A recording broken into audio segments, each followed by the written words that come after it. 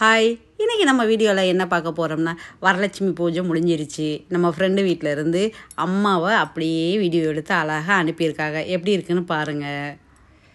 அதுக்கு முன்னாடி அழகாக சின்ன உருளையில் அழகாக பூவெல்லாம் போட்டு வச்சு, அந்த பக்கம் கூழ் பூவெல்லாம் தண்ணியில் போட்டு வச்சு விளக்கெல்லாம் ஏற்றி தனியாக முதல்ல பிள்ளையார் இந்த பக்கம் இப்படி நிறைய பண்ணியிருந்துருக்காங்க. எப்படி இருக்காங்கன்னு பாருங்கள். ஒன்று ஒன்றா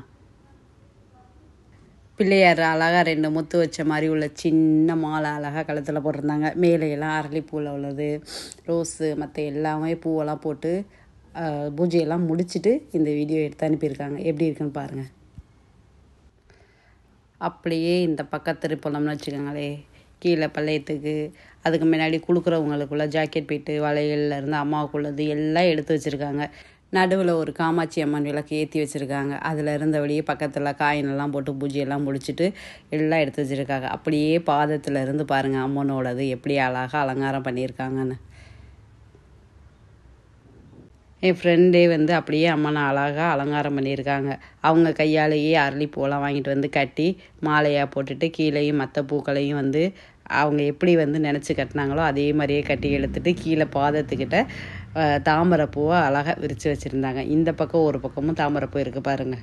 அம்மனோட முகம் எவ்வளோ அழகாக திருத்தமாக இருக்குன்னு பாருங்கள். முதல்ல வரலட்சுமி விரதம்னோட முதல் வேலையாக எல்லாருமே வெள்ளிக்கிழமை அன்னைக்கு அம்மனை அழைச்சி வீட்டில் கூப்பிட்டு வச்சு சுமங்கலி பெண்களுக்கெல்லாம் கொடுக்குறது ரொம்ப விசேஷமாக இருக்கும். அம்மனோட ஆசீர்வாதத்தை எல்லோரும் வாங்கிக்கங்க. வீடியோ பிடிச்சிருந்தால் லைக் பண்ணுங்கள், ஷேர் பண்ணுங்கள், மறக்காமல் சப்ஸ்கிரைப் பண்ணிடுங்க. தேங்க்யூ.